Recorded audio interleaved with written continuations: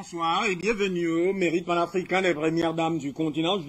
Je le disais à l'entame, à l'introduction, que ce mérite se tient justement alors que le Burkina Faso, qui meuble notre première détente de ce soir, est face au Cameroun. Cela se joue à Olembe, c'est au Cameroun, dans le cadre de la finale, de la petite finale de la Coupe d'Afrique des Nations de football qui va s'achever justement demain par une finale qui opposera l'Égypte au Sénégal. Alors, nous partons d'abord dans ce registre panafricain qui, lui, est notre pain quotidien. On va donc à Bruxelles. Luc Michel, bonsoir et bienvenue. Bonsoir Hubert, bonsoir à ton plateau et bonsoir à mes collègues du Zoom. Je suis très heureux de vous retrouver tous. Ce qui a surgi hier au Mali, au Burkina Faso, c'est le nouveau monde. Vous savez que je n'ai pas beaucoup d'informations sur le Burkina Faso, mais j'en ai sur le Mali. Il y a Bamako qui s'est couvert de drapeaux russes et chinois le jour précisément où Vladimir Poutine rencontrait à Pékin pour l'ouverture des Jeux Olympiques d'hiver Xi Jinping. Il y avait une grande amitié entre les deux. Les Américains espéraient que les Chinois allaient les soutenir contre les Russes. C'est un échec total. Pendant ce temps-là, à Bruxelles, hier vendredi, on pressait des sanctions directes contre le colonel Assimi Goïta et ses ministres. C'est bien entendu deux mondes qui s'opposent. C'est le monde qui est celui du panafricanisme et des États qui sont pour le monde multipolaire à Pékin, à Moscou, mais aussi à Téhéran. Et de l'autre côté, c'est le monde de l'impérialisme et de l'exploitation occidentale. C'est un grand succès, évidemment. Les populations sont derrière leur gouvernement, dans le sens où ces gouvernements suivent la marche de l'histoire. On ne sait pas encore très bien pour qui roulent les militaires du Burkina Faso. Pendant les premières heures, les représentants des paramilitaires en Centrafrique, Eugénie Prigozhin, qui est désigné par les médias occidentaux comme le patron du soi-disant groupe Wagner, mais aussi Alexander Ivanov, qui dirige le groupe de propagande des paramilitaires russes en Centrafrique. Les officiers pour la sécurité internationale ont salué le coup d'État, mais le lendemain, c'est le mystère des affaires étrangères russes qui ne l'a pas reconnu, ce qui est un signal d'inquiétude. L'attitude de la CEDEAO qui accable le Mali et qui ménage pour le moment Ouagadougou ne lâche pas non plus de m'inquiéter.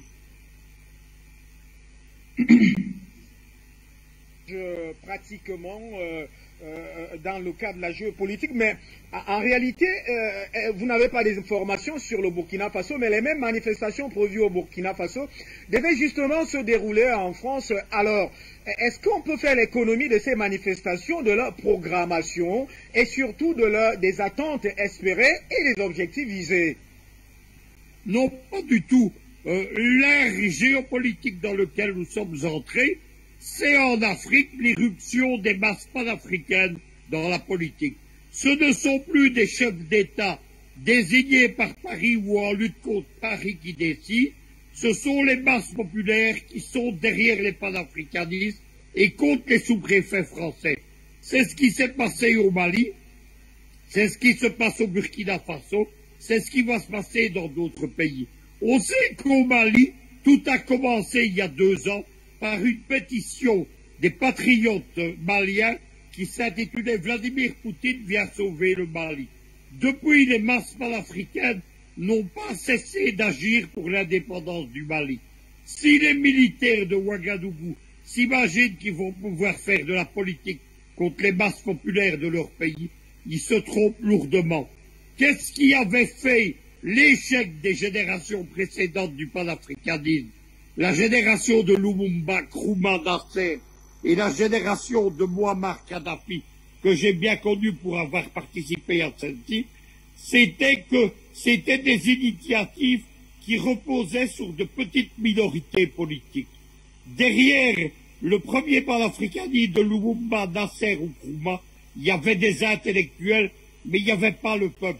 Derrière Muammar Kadhafi, il y avait déjà des masses plus considérables, mais il y avait l'isolement médiatique international.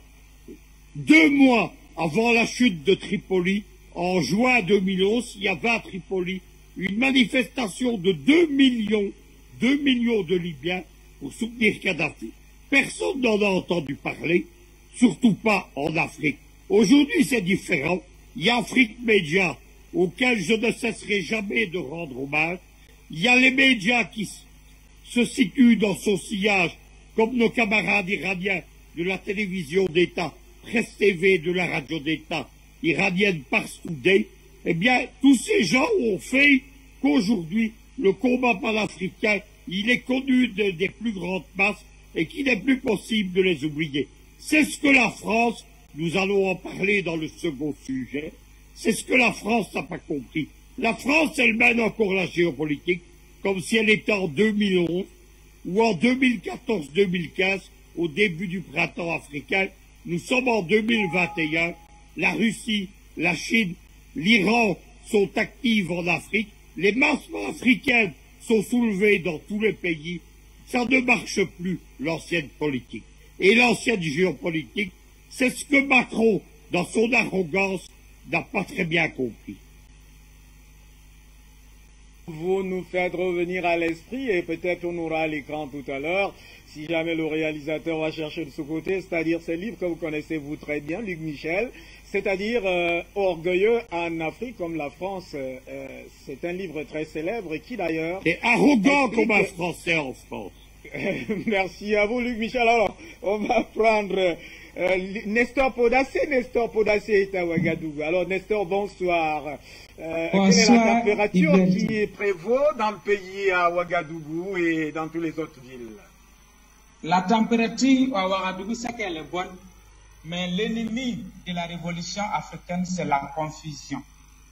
C'est la confusion. Et Afrique Média, merci encore d'exister et merci au PDG, merci aux journalistes, les vaillants journalistes, les meilleurs journalistes d'Afrique Média, pour la visibilité que vous donnez au peuple africain d'être éclairé par votre canal. Actuellement, la France est en train de pouvoir travailler à déstabiliser les jeunes qui sont au pouvoir parce que tout simplement la France, avec ses valeurs locaux, ont commencé à semer la confusion dans la tête du peuple africain et du peuple burkinabé, soit disant que les militaires qui sont au pouvoir ne sont pas des patriotes, que c'est un coup d'État pro-Occident. Même ce soir, j'ai des connaissances qui sont venus chez moi me demander pourquoi le Burkina n'a pas été sanctionné et que le Mali a été sanctionné. C'est que le coup d'État là, la France est derrière. J'ai dit, vraiment, il y a quelqu'un qui a dit que l'ennemi de la révolution, c'est la confusion. Donc, ça fait que nous avons lancé l'appel.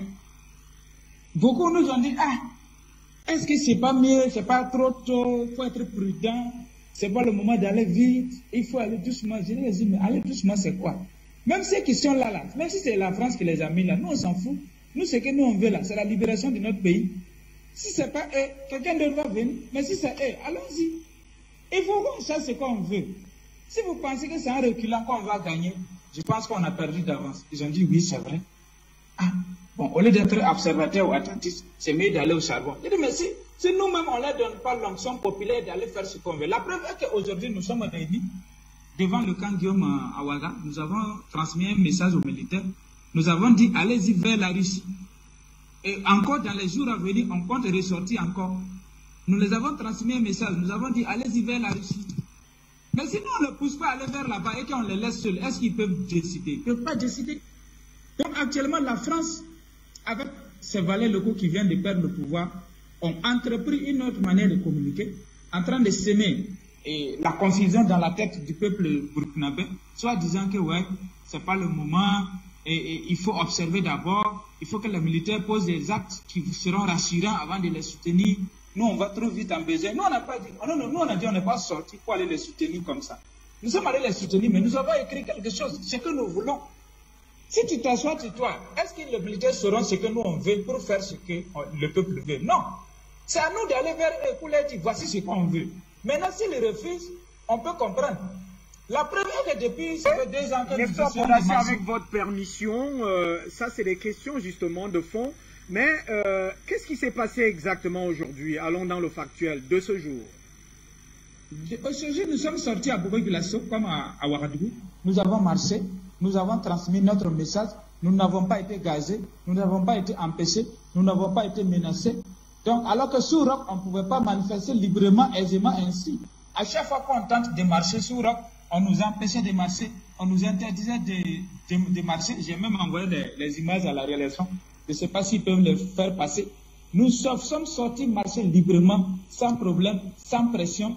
Nous n'avons pas reçu de menaces, rien. Alors que sous le régime Roc, on ne pouvait pas marcher. Dès qu'on sort, on nous interdit. Quand nous sortons, on nous interdit. Mais aujourd'hui, nous sommes sortis marcher librement, exprimer librement ce que nous voulons faire et ce que nous voulons, et même transmettre notre message aux militaires. Moi, je pense que c'était le plus important. Et nous avons réussi à le faire, et je pense que c'est très important. Si les panafricains... Nestor Podacé, on va s'échanger, parce que la primeur, c'est là-bas où vous êtes, et certainement peut-être à Paris tout à l'heure, parce qu'il y avait 2 points de manifestation à Paris. Alors, le message, c'était justement quoi? Le message transmis aux militaires, une lettre, une déposition, un discours, c'était quoi? Et le contenu en réalité? Nous, le premier point, nous avons demandé d'aller vers la Russie. Voilà, une coopération militaire avec la Russie, une coopération gagnant-gagnant. Voilà, comme le Mali l'a entrepris, et le Mali aujourd'hui, ça progresse bien, donc nous pensons que dans la vie, il faut copier le premier de la classe. On ne copie pas le dernier de la classe. Troisièmement, nous avons demandé la fin des accords militaires avec la France. Et ça, c'est deuxième. Troisième point, nous avons demandé la fin du franc CFA. Et quatrième point, la fin des accords coloniaux. Donc, en réalité, c'est pour dire à la France Barkhane de quitter le Burkina Faso. C'est notre message depuis toujours quand nous marchons sur le régime Roc. Nous n'avons pas changé de ligne de conduite. Nous sommes toujours sur notre ligne de conduite. C'est ça que nous maintenons. Sinon, il n'y a pas autre chose. Ça c'est très bien parce que là on a déjà le contenu de votre message qui reste d'ailleurs, il me semble, la structuration ou l'élément ou les éléments structurants de votre lutte actuelle au Burkina Faso d'ailleurs et qui va en droite ligne avec le Mali. Linda Larbaoui, vous êtes expert des questions politiques justement sécuritaires. Quelle est la lecture que vous faites des manifestations au Burkina Faso? Premier indicateur, manifestation libre, autorisée donc de manière pacifique par Paul-Henri Sandaogo Damiba. Quelle est la lecture que vous faites de ce nouveau revirement des choses au Burkina Faso? Bonsoir, bonsoir à vous Hubert, bonsoir à tous ceux qui nous écoutent et bonsoir au plateau. Par rapport à ce que nous avons connu comme coup d'État, voilà, on va employer ce mot, en Afrique, ce qui se passe au Burkina Faso, c'est complètement différent de ce qu'on a vu jusqu'à là. Ça, c'est clair. Ce n'est pas de la même manière et ce n'est pas non plus avec la même politique. Déjà, le fait qu'il n'y ait pas de répression, c'est déjà un bon point. Parce que croyez-moi que si jamais ces militaires ne vont pas dans le sens du peuple, ils s'en fichent complètement, ils n'ont pas été sanctionnés, déjà c'est un bon point pour eux, donc ils prennent le bâton et ça tape. Il ne faut pas oublier une chose, hein. Moi avant ce qui s'est passé, il y a quelques mois déjà, ça râlait dans les casernes, surtout avec le corona. J'avais eu des échos par des amis, tout ça, que les militaires eux-mêmes avaient faim. Il y a même dans certaines casernes où les militaires mangeaient des fois tous les 2 jours. C'est très important ce que je vous donne là comme information. Et c'est du sûr, hein, ce que je vous dis. Je ne vais pas dénoncer les noms, tout ça, mais ça râlait déjà dans les casernes. Et on m'a même dit une chose, on voyait les militaires français manger des bonnes entrecôtes, des bonnes rations et les militaires burkinabés, eh ben, il n'y a pas de vêtements, il n'y a pas de chaussures, il n'y a pas de nourriture. Ça joue énormément. Si Nestor se rappelle, j'étais avec lui sur le plateau quand j'ai dit c'est important de soulever des slogans en disant aux militaires, si on se libère, vous vous libérez aussi. Parce que j'avais eu des informations, mais que je ne voulais pas donner comme ça. Mais ça, je l'ai vérifié, c'est sûr, c'est des gens en qui j'ai confiance. Mais on voit qu'il y a une différence et on voit qu'ils veulent vraiment un changement. Maintenant, on a déjà abordé le sujet sur Afrique Média. Pourquoi il n'y a pas eu de sanctions? Je vais donner un exemple aux panafricanistes pour qu'ils comprennent, surtout ceux qui habitent en France ou qui connaissent la France. On prend le cas du Luxembourg. Monsieur Luc Michel connaît bien. C'est un petit État de rien du tout, mais c'est un paradis fiscal. Alors que ça devrait être interdit au niveau de l'Union européenne. Mais on laisse faire. Pourquoi? Parce que ces riches, tous ceux qui ont de l'argent, tout ça, ils profitent de cette étape pour blanchir leur argent, pour cacher leur argent. Donc le Burkina, ce que j'avais expliqué et d'autres personnes avec moi ont expliqué aussi, la CEDEAO ne peut pas se flageller elle-même. Le Burkina détient l'argent de tous ces pays-là, puisque au sein de Burkina, qu'est-ce qu'on retrouve? On retrouve l'Union économique et monétaire de l'Ouest africain. Et c'est pour ça qu'il n'y a pas eu de sanctions, tout simplement. Après, le Burkina aussi, c'est un lieu de passage de pas mal de marchandises, de pas mal. Mais qui a le monopole sur tout ça? Quand on prend le port, par exemple, de Lomé, ou même chez vous, ou au Cameroun, eh ben c'est Monsieur Bolloré. Donc Bolloré ne peut pas se sanctionner lui-même. Macron ne peut pas se sanctionner lui-même. Et c'est pour ça que j'essaie de trouver un langage simple pour que les jeunes comprennent que le Burkina n'a pas été sanctionné. C'est pas pour le peuple burkinabé. C'est faux. C'est pour tous ces riches qui profitent de l'Afrique, parce que le Burkina, eh ben, c'est par là que passe toute la richesse qui est pillée en Afrique. Et j'étais persuadée, je l'avais dit, si on remonte aux anciennes vidéos, je dis ça à ceux qui nous écoutent, la question m'avait été posée, le Burkina n'allait pas être sanctionné. Et aujourd'hui, il y a une nouvelle affiche qu'on voit, c'est ces gens-là ne se prononcent pas justement. Si on compare avec M. Assimi Goïta, il ne parle pas beaucoup non plus. Pourquoi? Parce que ce sont des militaires, ce ne sont pas des politiques. Mais laissant le temps au temps. Mais ce que Nestor dit, c'est vrai, on sort, on voit comment on progresse et on copie sur les autres révolutions. On prend ce qui a marché sur les autres révolutions. Je donne souvent l'exemple de l'Algérie parce que nous avons vraiment réussi notre parcours. De 2019, le 22 février 2019 jusqu'à aujourd'hui, c'est quand même, c'est pas beaucoup de temps, mais l'Algérie a vraiment avancé et on a vu qu'au départ, l'armée était avec nous. Et c'est ça qui nous a donné cette force et c'est ça qui a fait ce changement. Donc au départ, alors que en Algérie, il n'y avait pas de droits de l'homme, il n'y avait pas tout ça. Surtout à Alger, il y avait une loi, c'était interdit de manifester dans la capitale. On nous a pas tapé, on nous a pas réprimandé, on nous a pas gazé, on nous a pas... Et c'est là où ça nous a donné une confiance.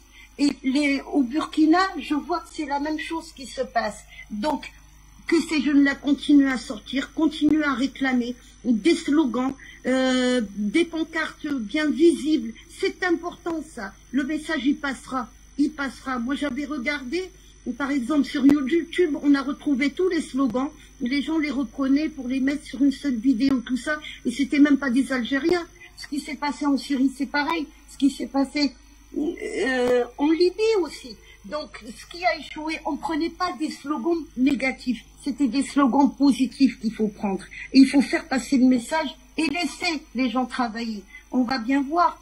Si ça ne va pas dans le sens du peuple, eh ben, qui continue à sortir et qui réclame le départ. C'est tout.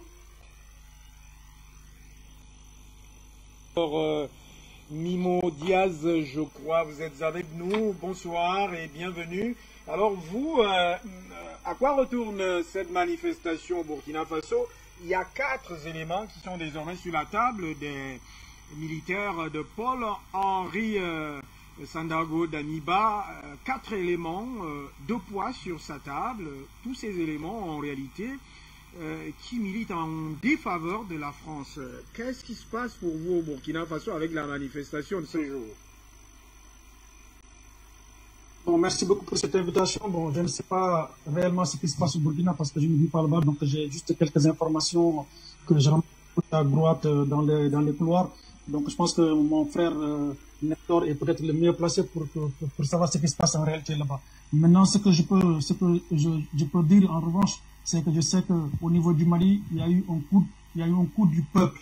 En revanche, au niveau du Burkina, il y a eu un coup d'État, parce qu'il y a une grande différence entre les deux. Le coup du peuple, c'est quand le peuple se réveille et décide justement de prendre en main son destin, en luttant pendant des années et des années pour finalement obtenir gain de cause.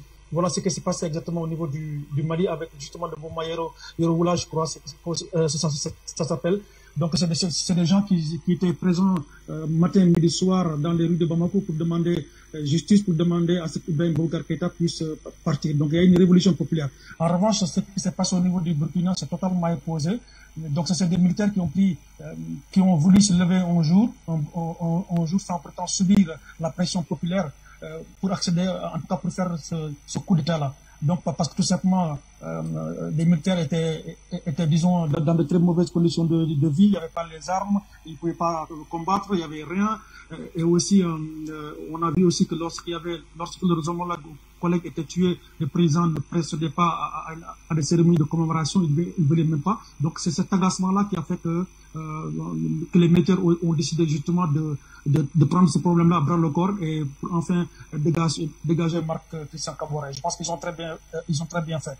Maintenant, ce qui se passe aussi, c'est que, vous savez, le panafricanisme, ce n'est pas aussi le fait d'accepter ou plutôt de dire tout et de n'importe quoi. Donc, pour être panafricaniste, il faut être réfléchi, et travailler avec sagacité, avec finesse d'esprit et suivre une feuille de route. Donc, c'est pas intéressant de dire à chaque fois qu'il y a une révolution ou qu'il y a des choses qui se déroulent en Afrique. Ben il y a eu la main de la France dedans. Donc ça c'est archi faux. Ça vraiment, il faut vraiment être vraiment limité pour pouvoir dire certaines choses. Donc moi je pense que les militaires ont pris le bras au corps ce problème-là. Ils ont enlevé le président parce que le président ne répondait pas en tout cas à leur façon de travailler et ça ne leur convenait pas.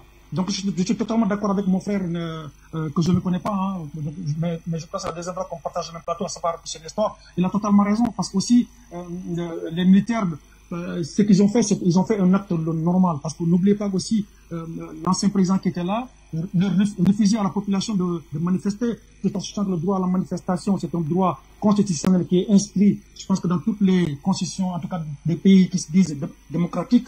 Donc c'est un droit fondamental auquel le président Kaboré refusait pour que la population puisse l'avoir. Et ça, c'était un délit, c'était quelque chose de très très grave. Et aujourd'hui, vous avez vu, même Nestor l'a dit, il a souligné tout à l'heure, qu'ils ont manifesté aujourd'hui, ils ont même eu la possibilité de déposer des doléances, chose qu'ils n'ont jamais eu, parce que justement, il n'y avait pas cette manifestation de ce droit fondamental que la Constitution burkinabé donnait aux citoyens. Donc ça aussi, il faut être prudent. Quand j'entends le plus souvent des activistes ou des panafricanistes raconter du tout, de n'importe quoi, saper la dynamique révolutionnaire que nous sommes en train de faire, je trouve ça vraiment très très bas et très très désolant. Donc il ne faut pas aussi saper la bonne volonté des gens. Moi je pense que les militaires burkinabés sont d'une bonne foi et ils savent vraiment ce que le peuple réclame.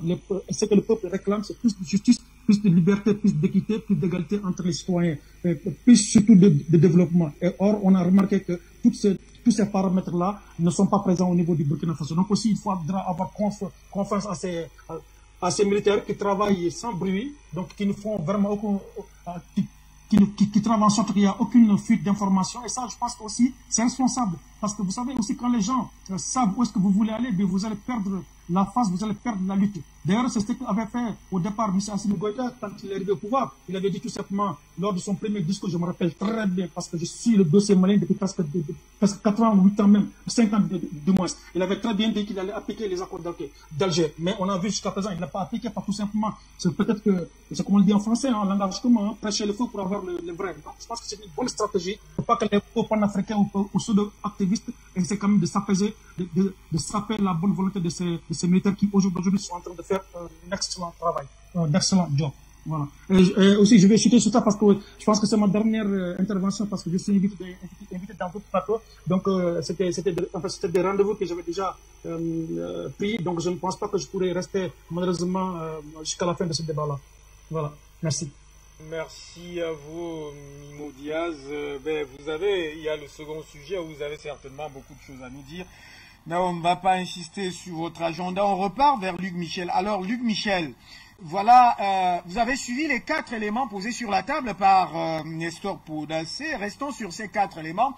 Est-ce que vous pensez aujourd'hui, au-delà de la démarcation en termes de précision de Mimo Diaz sur ces 2 révolutions au Mali, au Burkina Faso, est-ce que vous pensez qu'il y a matière à porter justement, c'est-à-dire est-ce que le peuple peut porter résolument ces 4 revendications et les faire appliquer au cours des semaines et des mois qui arrivent? Exerce une pression suffisante, eh bien, il n'y a plus aucun dirigeant en Afrique qui pourra faire de la politique sans elle. Mais je retiens des interventions de mes collègues qui parlent tous de la confusion et ils parlent tous de tentatives. C'est en effet la guerre médiatique qu'annonçait Mme Parly il y a quelques semaines. Elle annonçait que la France avait confié à l'armée française le soin de mener la guerre médiatique. On sait qu'il y a des unités spéciales, ce qu'on appelle des fermatrons, qui existent au siège de la DGSE à Paris et au siège de la gendarmerie française à Versailles. Et bien entendu, on voit de plus en plus sur les réseaux sociaux et même dans les médias officiels des fausses nouvelles, des fake news, des faux tweets. Tout cela vise à semer la confusion et le doute. Nous avions hier le Figaro. Le Figaro, c'est n'importe quoi. C'est l'un des 2 grands journaux français de référence avec Le Monde. Le Figaro diffusait sur le Mali une fake news. Il annonçait que le gouvernement avait signé des accords avec les Touaregs en Italie à Rome. C'était tout à fait faux. C'était une fake news, évidemment. Ça court toute l'Afrique. Les gens doivent comprendre que le but de toutes ces fake news, ce n'est pas seulement de semer la confusion, c'est surtout de décourager notre camp, d'empêcher les initiatives, de faire que tout le monde doute de tout le monde. Cette guerre médiatique, c'est le principal danger qui menace aujourd'hui les masses panafricaines, que ce soit au Mali ou dans toute l'Afrique centrale. Michel, alors Linda Larbaoui, nous restons dans ce cadre du Burkina Faso. Est-ce qu'on peut parler justement donc dans cette affaire de l'effet boule de neige?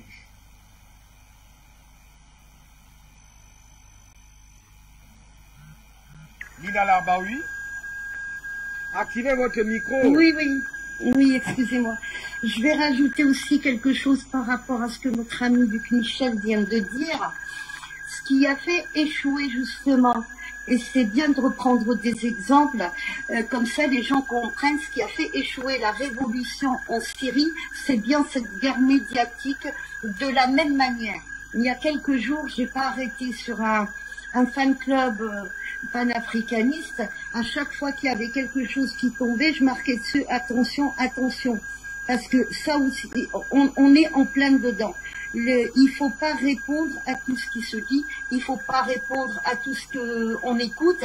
Et puis, pourquoi j'ai parlé de la Syrie, il y a un livre qui est sorti il y a quelques jours et qui s'appelle La honte de l'Occident et qui raconte justement comment ils ont fait un vide politique en Syrie pour provoquer une guerre civile.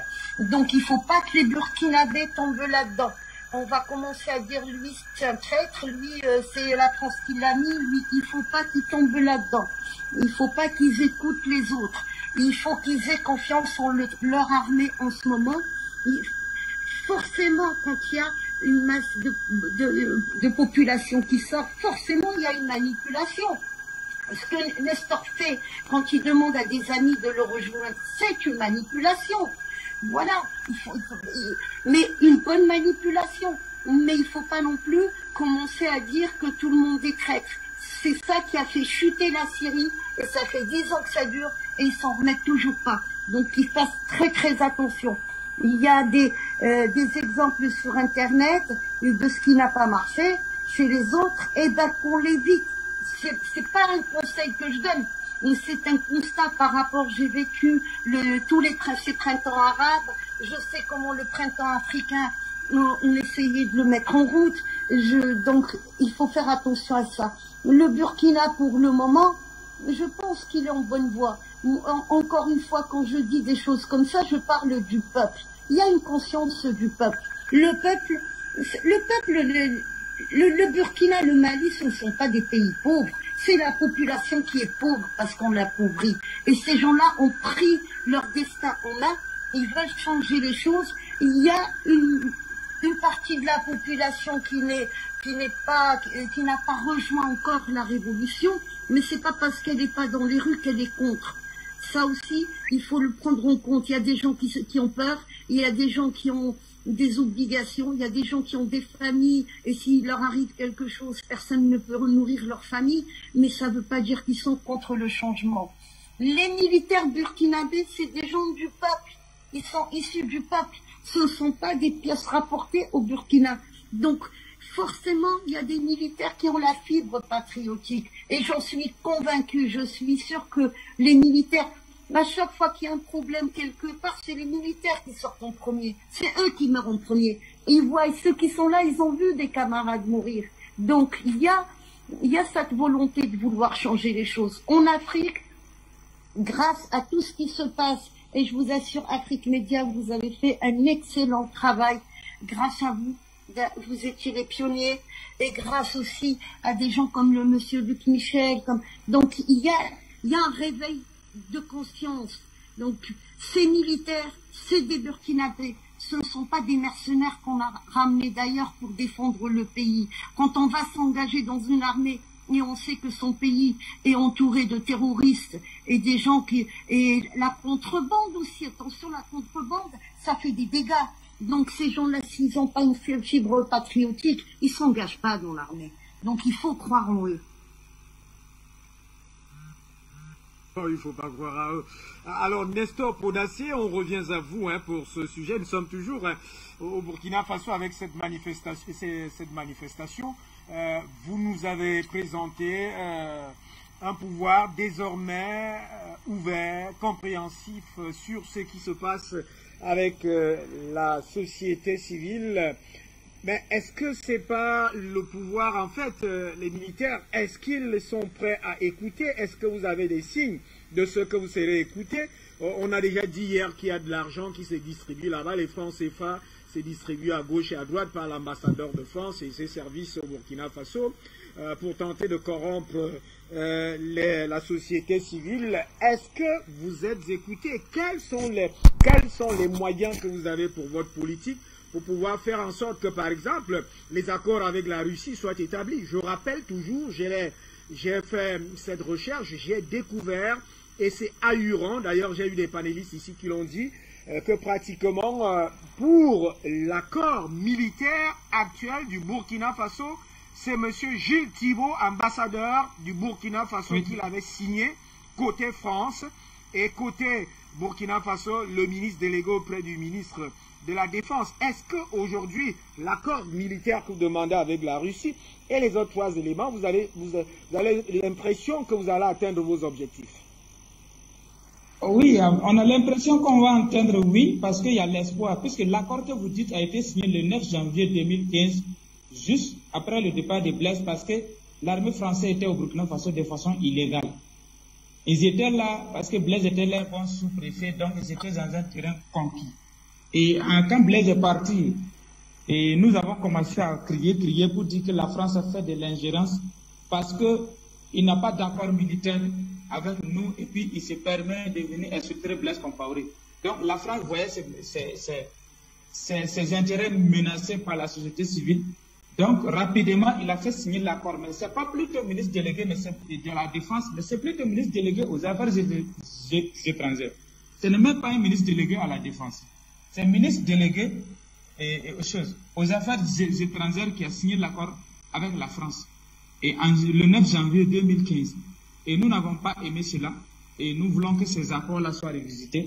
Et si possible, rompre totalement. Et puis ils vont plier les bases de Camboinsin pour aller. Parce qu'on n'a plus besoin d'eux ici, quoi. Leur contrat est fini, leur mandat est fini. Le peuple souverain veut son indépendance vrai. Donc il est temps pour eux de partir à Paris. On n'a pas besoin d'eux. Donc ce que nous pensons, d'abord les moyens que nous avons, Afrique Média, parce que vous jouez un grand rôle. Les médias jouent un grand rôle pour éclairer l'opinion africaine et nationale. Parce que nous savons que dès le début du coup d'État, les gens ont commencé à dire oui, c'est Paris qui a fait le coup d'État. Moi, j'ai dit aux gens de ne pas aller trop vite en besoin. Nous, on ne les soutient pas de faire ce que le Paris veut.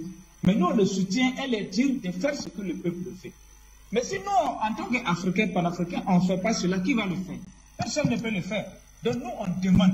Nous, on n'a pas dit qu'ils sont dans notre logique à 100%, mais nous, on les demande de le faire.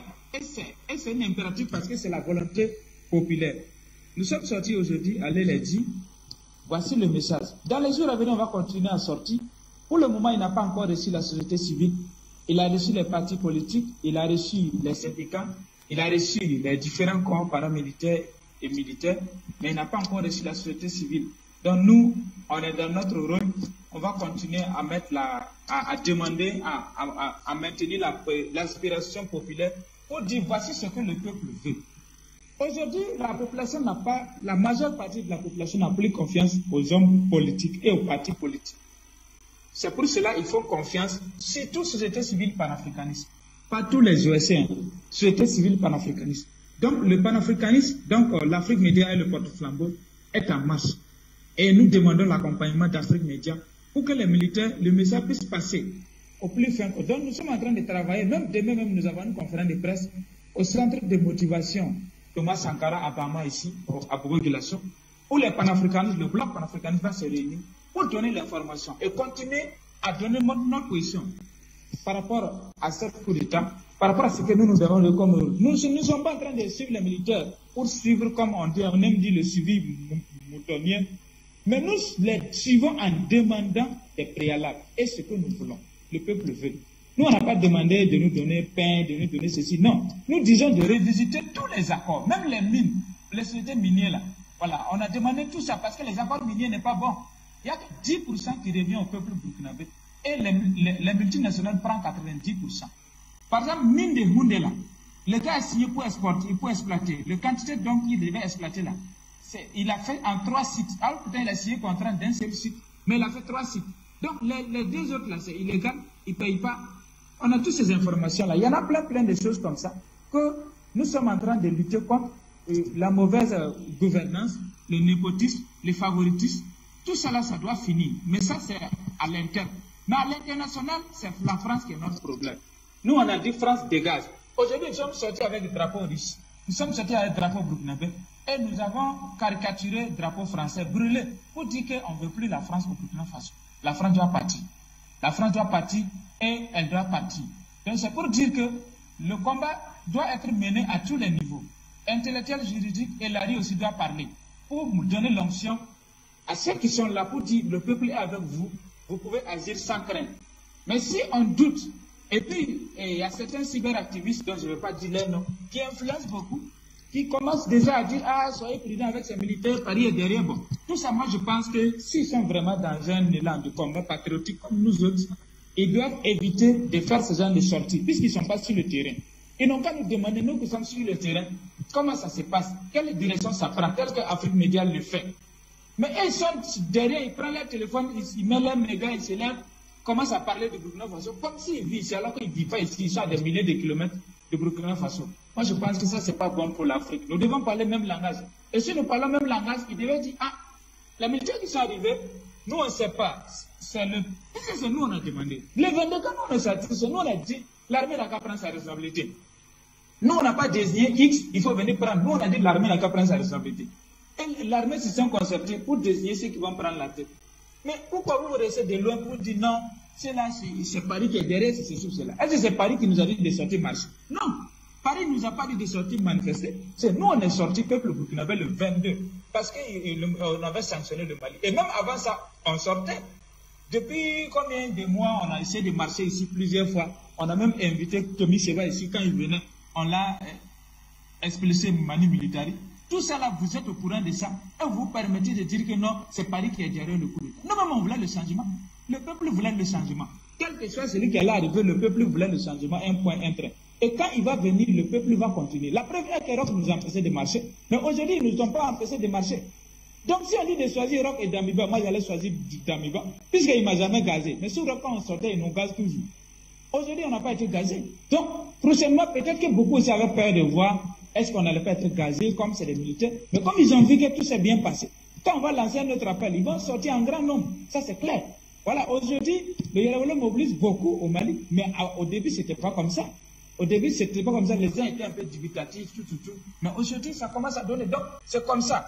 Il y a des gens qui sont avec nous, mais ils sont allés rester à la maison pour voir comment ça va se passer. Est-ce que ceux-là, ils sont à l'écoute du peuple?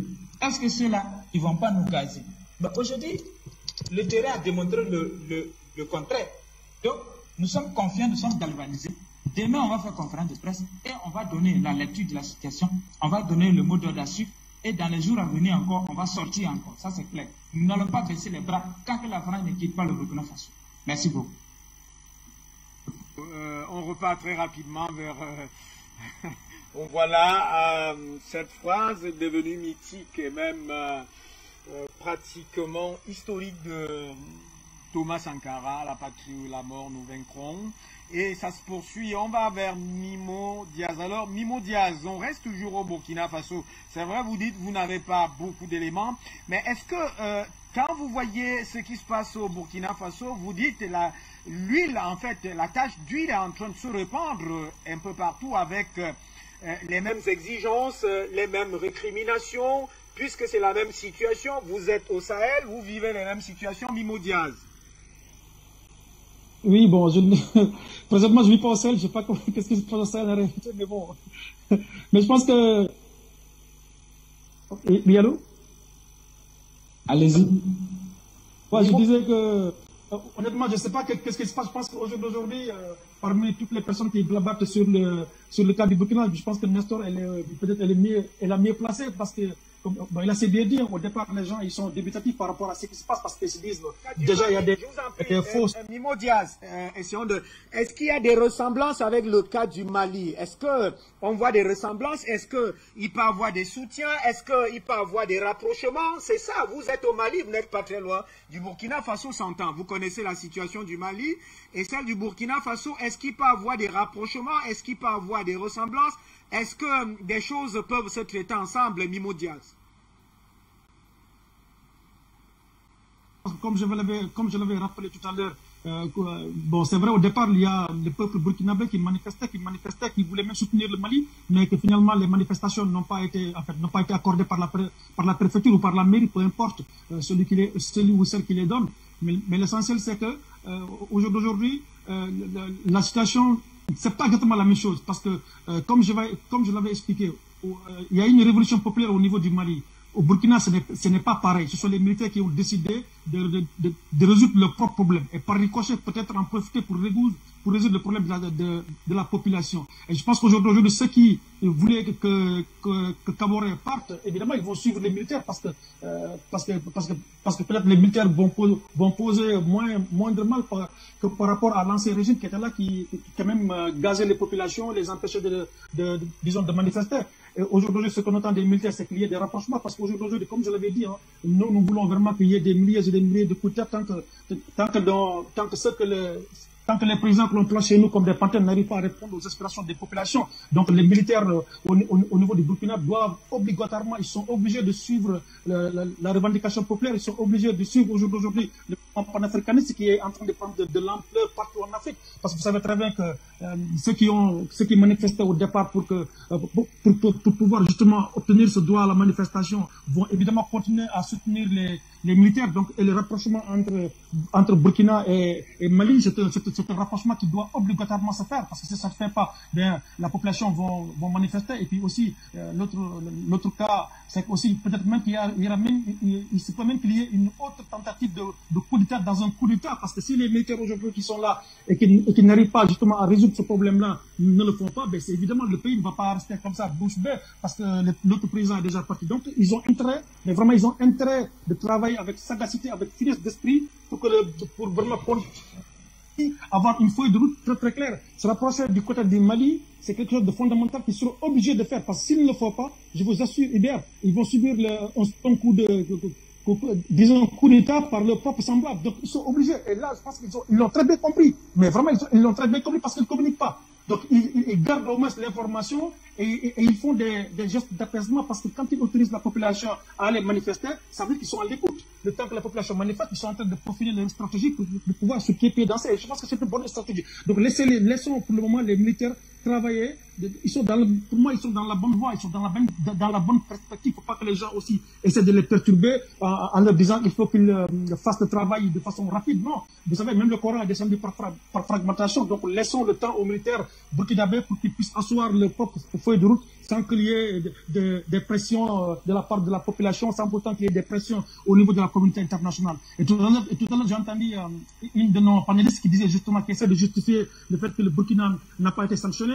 Moi, je suis totalement pas d'accord avec elle quand elle dit que peut-être c'est parce que le Burkina est le paradis fiscal de l'Afrique. Ça, c'est faux. Vous savez, les paradis fiscaux sont pas en Afrique. Les vrais paradis fiscaux sont en Europe. Donc aussi, à un moment donné, il ne faut pas raconter n'importe quoi dans les plateaux. Ce qui se passe en réalité, c'est que la CEDEAO, comme vous le savez très bien, est une institution qui ne traite pas les gens, en tout cas les pays qui sont dedans sur le même pied d'égalité. Il n'y a pas de raison que la CEDEAO sanctionne le peuple malien et que la CEDEAO ne sanctionne pas le peuple burkinabé. Donc c'est une justice à deux vitesses. D'ailleurs, même cette CEDEAO, comme j'ai l'habitude de le dire, il faut qu'il disparaisse. Parce que cette CEDEAO, c'est une CEDEAO d'association de bandes de chefs d'État vaillants qui ne répondent pas aux aspirations du peuple, mais qui répondent aux aspirations d'eux-mêmes et qui se défendent entre eux-mêmes. Le véritable patron de la CEDEAO aujourd'hui, ce n'est pas le président de la CEDEAO actuel, mais au contraire, c'est Michel Emmanuel Macron qui dicte sa loi et qui influence et qui fait n'importe quoi. La CEDEAO, à un moment donné, doit disparaître. Donc la CEDEAO, il faut qu'on la change. Et ça va être changé justement par ces mouvements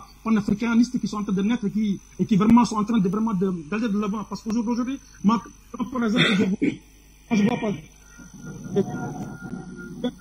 Parce qu'il y a cet engouement-là, donc il faut que ces militaires, justement, il faut que ces militaires acceptent vraiment d'aider la population, tout simplement de répondre, de suivre la voie que les Maliens suivent.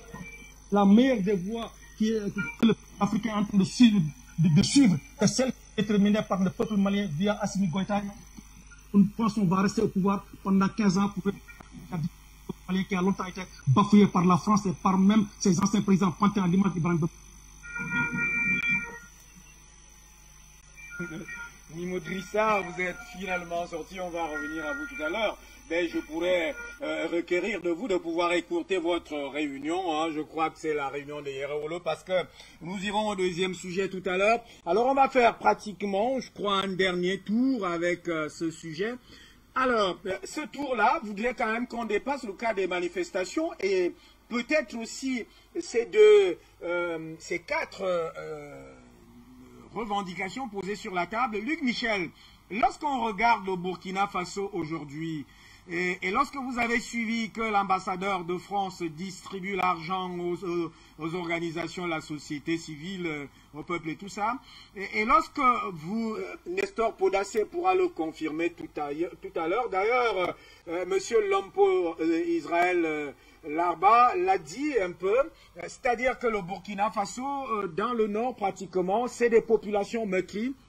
C'est des veuves, c'est des orphelins, c'est des veufs et autres, pratiquement 20 000 personnes sans habitat, c'est un désastre. Alors, est-ce que c'est en distribuant ces histoires de francs CFA aux organisations de la société civile que la France pense refaire l'image, une certaine image, Luc Michel? Est-ce que les manifestations d'aujourd'hui peuvent rétablir la nécessité de refaire la vie de ces populations dans le nord du Mali, du Burkina Faso? Et d'ailleurs, dans tout le Burkina Faso. Ce qui n'était pas le cas précédemment. La société civile, c'est un concept qui a été mis au point par la CIA à la fin des années Reagan pour attaquer les régimes communistes soviétiques et chinois. La société civile, ça a longtemps été quelque chose d'artificiel et c'est le rôle d'un Georges Soros, c'est d'encadrer cette société civile par des fausses ONG. Maintenant, on assiste avec la montée en masse du panafricanisme à une véritable société civile et ça pose beaucoup de problèmes d'ailleurs aux organisations de Georges Soros qui ont difficile à prendre position. Maintenant, que l'ambassadeur de France croit qu'en distribuant de l'argent, ça va continuer à marcher, je l'explique toujours, ces gens-là ont une guerre de retard. L'historien de la France-Afrique, Jean-Pierre Batte, a écrit son livre « La fabrique des barbouzes ». Il décrit la constitution de la France-Afrique au début des années 60 par les réseaux de Focard. Il faut se souvenir que Focard, c'est pas seulement le père de la France-Afrique, c'est le père des barbouzes et des polices parallèles et gaullistes en France qui sont liées à de nombreux scandales. Elles sont également liées à la pègre, notamment en Corse, qui est très présente dans la France-Afrique. Donc cette société civile, c'est une société de type mafieuse qui est tenue comme la mafia tient les masses en Italie et aux États-Unis en les achetant. C'est une erreur de croire qu'on va continuer. Il y a maintenant une conscience politique, il y a des réseaux sociaux, il y a des médias alternatifs. On ne tient plus les masses populaires comme avant. Moi, j'ai commencé mon parcours politique il y a 50 ans. La façon dont je faisais de la politique à l'époque, la façon dont je fais de la politique aujourd'hui, avec les réseaux sociaux depuis une grosse dizaine d'années, ça n'a plus rien à voir. Moi, j'ai connu l'époque où on passait la nuit à composer des tracts, à les imprimer, et on allait les distribuer devant les usines à 5 heures du matin. Aujourd'hui, c'est terminé. On diffuse en direct sur les réseaux sociaux. À l'époque, lorsqu'on allait contacter une usine, on touchait quelques centaines d'ouvriers ou d'étudiants.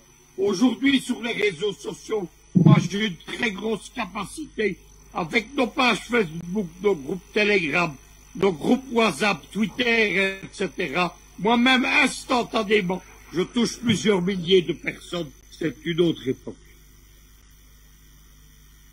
Luc Michel, vous faites un très bon parallèle avec ces histoires de prospectus et aujourd'hui les réseaux sociaux. Il suffit d'un clic et que cela a déjà fait le tour pratiquement du pays concerné et le tour pratiquement du monde aussi en fonction de la capacité de positionnement et surtout d'action et d'influence sur ces réseaux sociaux qui aujourd'hui sont certainement une bénédiction pour certaines actions, alors qu'ils se ressentaient comme une malédiction pour certaines autorités africaines qui n'avaient pas compris la nécessité. Alors, on repart vers Nestor Poulassé pour sortir.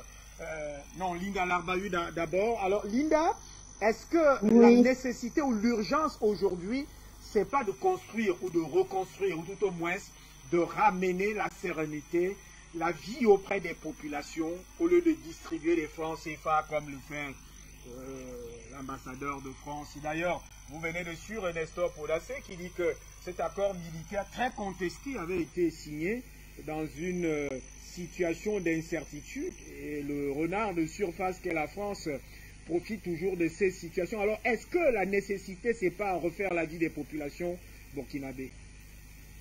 Bien sûr que oui, mais Monsieur Hubert, avant que ça n'arrive, je l'avais dit, et j'avais même dit que nous-mêmes, en Algérie, on a vécu cette situation où beaucoup d'argent a circulé. Et je crois que c'était dans l'une de vos émissions même, et j'ai insisté dessus. Je connais les pratiques et je sais comment ça se passe, mais la France n'est pas prête à revoir la France-Afrique. C'est pas possible, ils sont pas encore à ça. Les populations africaines ont décidé, mais la France est sourde à tout ce qui se dit. Maintenant, je vais reprendre aussi par rapport à ce que notre ami a dit tout à l'heure. Moi, je ne justifie rien du tout. C'est un constat et ce n'est qu'une hypothèse que la CDR, qu'on n'a pas sanctionné le Burkina ou parce que il y a tout l'argent de l'Afrique de l'Ouest qui circule par là. J'étais la seule. Et je suis sûre que j'étais la seule sur à Afrique Média où j'ai dit que la CEDEAO, Commonwealth, il faut dissoudre parce que c'est l'Occident qui a fait et ça peut pas nous servir. J'étais la seule à dénoncer les pratiques qu'il y avait dedans en disant que ça ne peut pas nous servir. Si on les a fait, c'est pour que tout ce que l'Occident a fait. J'ai même dit que actuellement l'Union africaine est en statu quo, même s'ils sont ensemble en ce moment, mais il y a une division terrible au sein de l'Union africaine, et c'est pareil, l'Union africaine, il faut bazarder pour reconstruire. Ça, oui, il faut reconstruire ces institutions. Mais moi, la CEDEAO, je ne suis pas pour. hein, que tous les panafricanistes comprennent, la CEDEAO ne peut pas apporter du bien ni au pays de la CEDEAO, ni au peuple voisin. Donc l'Algérie est concernée, la Mauritanie aussi, et puis donc moi je suis concernée. Ce cher monsieur, peut-être qu'il n'a pas compris le message, moi je n'ai pas justifié. Ce n'était l'une des hypothèses parce qu'il y en a d'autres aussi. C'est tout. Merci. On va donc peut-être aller vers Mimo Dia.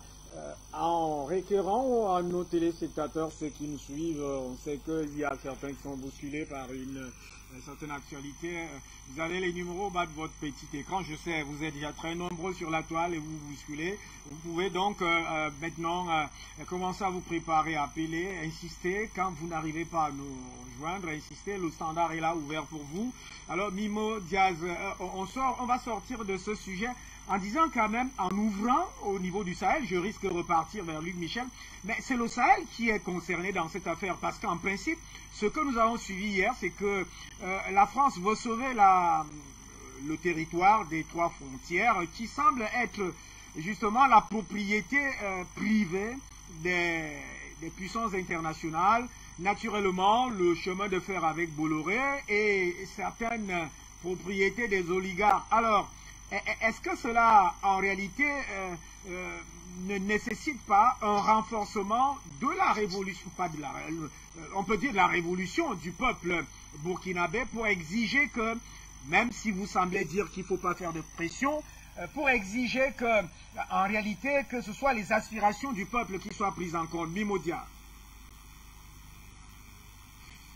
Bien voilà, il est parti. Luc Michel, je reviens à vous avec cette question que je posais à Mimo Dia, c'est-à-dire que là, nous sommes dans un registre où pratiquement les intérêts de certains oligarques pourraient être mis en avant au détriment des aspirations du peuple, c'est-à-dire, par exemple, cette région des 3 frontières qui est contrôlée par les puissances internationales, ce train avec Bolloré, cet espace de transit nécessaire pour un certain nombre de choses, c'est-à-dire le Burkina Faso.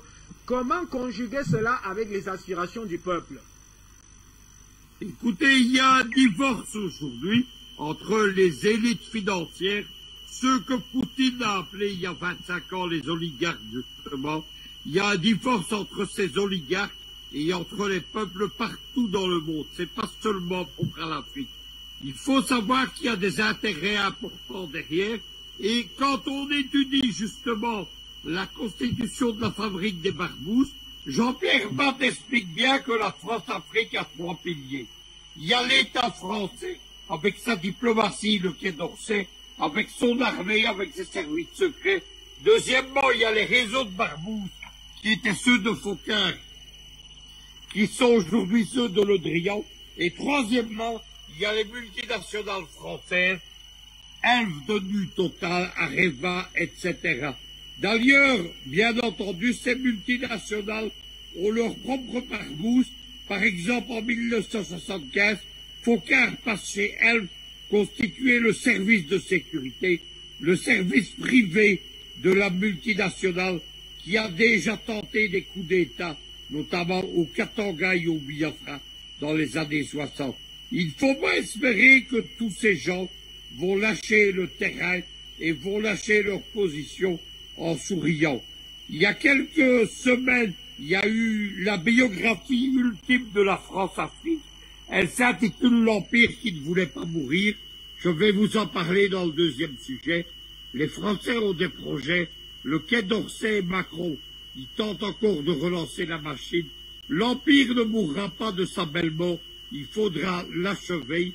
Et les gens qui vont être les plus résilients, évidemment, ce sont ceux qui ont des intérêts privés en milliards d'euros à défendre, les Bolloré, les Lagardère et compagnie. Vous savez que Bolloré, il s'apprête à prendre sa retraite, il est engagé dans un combat en France pour agrandir encore son empire médiatique en s'emparant du groupe Lagardère. Le groupe Lagardère, c'est Hachette par exemple, et on parle d'affaires en milliards d'euros. D'ailleurs, c'est cela qui est en train de se passer. C'est un combat qui ne concerne pas que l'Afrique, mais qui a des fronts européens, qui a des fronts en Russie, qui a des fronts en Europe centrale et en Méditerranée, et en Afrique, bien entendu. Ce n'est pas pour rien que l'on voit un État pétrogazier comme l'Algérie redevenir un grand acteur de la géopolitique africaine, parce que là-bas aussi les intérêts sont considérables. Et là, les intérêts sont liés à ceux d'une autre puissance que les Américains essayent de détruire, qui est l'Iran, parallèlement à leur tentative de destruction de la Russie.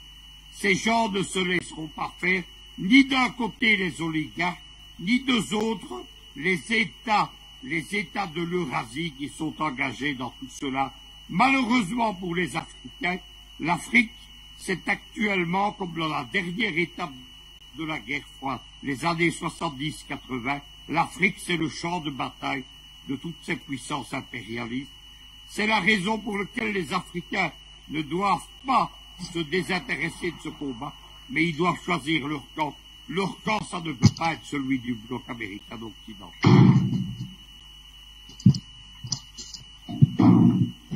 Canon occidental, c'est-à-dire celui de l'OTAN, qui en réalité se trouve en face. Hein. C'est un front actuellement, hein, pratiquement en Ukraine, où ici dicte sa loi. On va au standard, on prend un appelant qui certainement nous vient d'un pays, c'est de la Côte d'Ivoire. Monsieur, bonsoir et bienvenue. Le code d'accès, vous savez, ce sont les premières dames aujourd'hui. Vous votez, vous contribuez.